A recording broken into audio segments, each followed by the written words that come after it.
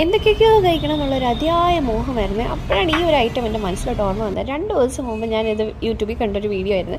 അപ്പം എനിക്ക് അന്നൊന്നും അത് ഉണ്ടാക്കണമെന്നൊരു മോഹമോ ആഗ്രഹമോ ഒന്നും തോന്നിയില്ല. ഇന്ന് പക്ഷേ അതൊരു അതിയായ മോഹം. ഇത് കഴിക്കണമെന്നല്ല, എന്തെങ്കിലുമൊക്കെ ഒന്ന് കഴിച്ചുകൊണ്ടിരിക്കണം.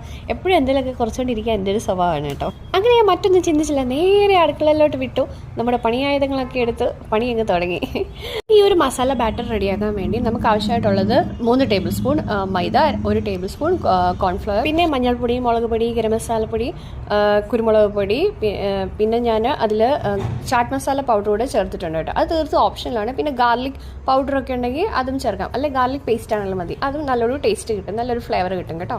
പിന്നെ നമുക്ക് ആവശ്യത്തിനുള്ള ഉപ്പ് കൂടെ ചേർത്ത് നമുക്കിതൊന്ന് പൊടി മിക്സ് ചെയ്തെടുക്കാം. അത് കഴിഞ്ഞിട്ട് നമുക്ക് വെള്ളം കൂടെ ഒഴിച്ച് അതിനൊന്ന് ആ ഒരു ബാറ്ററിനൊന്ന് റെഡിയാക്കി എടുക്കാം. ഇനി നമ്മുടെ മെയിൻ ഐറ്റമായ സവാളയാണെങ്കിൽ സവാള നമുക്ക് റൗണ്ടായിട്ട് കട്ട് ചെയ്തെടുക്കുക. അത് കഴിഞ്ഞിട്ട് അതിൻ്റെ നടുക്ക് വരുന്ന പോർഷൻസ്, കുഞ്ഞു കുഞ്ഞു റിങ്സ് ഒക്കെ നമുക്ക് അവോയ്ഡ് ചെയ്യാം കേട്ടോ. അത് നമുക്കിവിടെ ഈ ക്രിസ്പി ഓണിയൻ റെഡിയാക്കാൻ വലിയ റിങ്സ് ആണ് ആവശ്യം. ചെറുതെടുത്താലും കുഴപ്പമൊന്നുമില്ല കേട്ടോ, അത് നമ്മുടെ ഇഷ്ടം. അത് കഴിഞ്ഞിട്ട് ഞാൻ ഈ റിങ്ങിനെയൊക്കെ ഒന്ന് അതിൻ്റെ പുറത്തുനിന്ന് മൈദയൊക്കെ ഒന്ന് തൂക്കിയിട്ട് നമ്മൾ ഉണ്ടാക്കി വെച്ച മസാല ബാറ്ററിലൂടെ മുക്കി എടുക്കുകയാണ്. പിന്നെ ഇതിന് നമുക്ക് മെയിൻ ആവശ്യമായിട്ട് ബ്രെഡ് ക്രംസ് വേണം, അതിൻ്റെ പുറത്തൊരു കോട്ടിങ് പോലെ, എന്നാലേ നല്ല അടിപൊളി ക്രിസ്പി ആവത്തുള്ളൂ കേട്ടോ. അപ്പോൾ അത് കഴിഞ്ഞിട്ട് ആ മസാല ബാറ്ററിൽ മുക്കി കഴിഞ്ഞ് ഞാൻ ബ്രെഡ് ക്രംസിലൂടെ മുക്കി അത് കഴിഞ്ഞിട്ട് നമ്മൾ എണ്ണയിലിട്ട് ഡയറക്റ്റ് പൊരിക്കുകയാണ് ചെയ്യുന്നത്.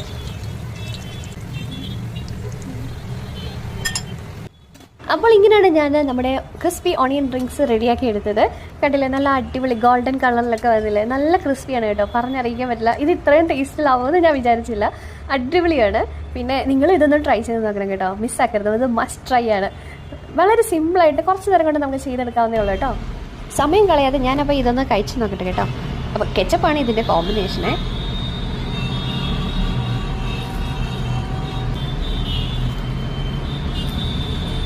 നിങ്ങൾ വേഗം പോയി ഉണ്ടാക്കി നോക്കിക്കോളൂ കേട്ടോ. അപ്പം thank you for watching. Bye bye.